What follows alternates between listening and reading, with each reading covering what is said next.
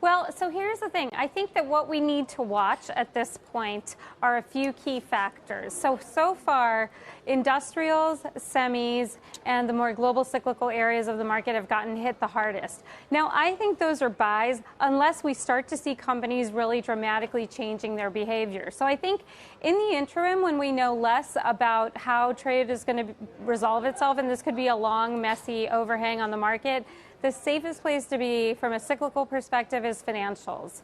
And I know financials aren't normally thought of as a safe sector, but I think in this case, financials is an area of the market that has less direct exposure to China through tariffs and imports and exports. And moreover, I don't see any real shocks to the U.S. economy yet. So I think from a cyclical perspective, that might be the better place to hide out and wait for some of this headline risk to fade.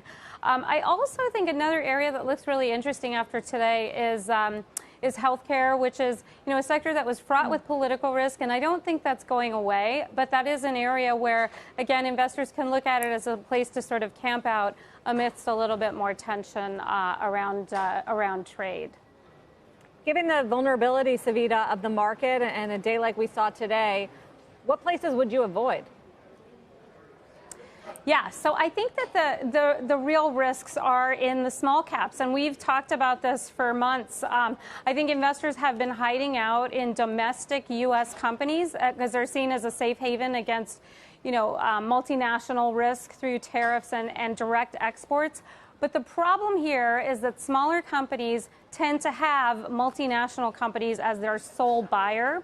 So they tend to be harder hit by global slowdowns. And that's what I would still continue to lighten up on. What really sort of frightens me a little bit is if you look at multiple compression since last year when trade and tariff talk really started, small caps have been the most resilient area of the market. They've seen very little multiple compression, whereas every other area of the market with significant risk has sold off, has traded off, has seen, anywhere between 10 to 15% multiple compression. So small caps, I still think, are a little bit too risky to buy here.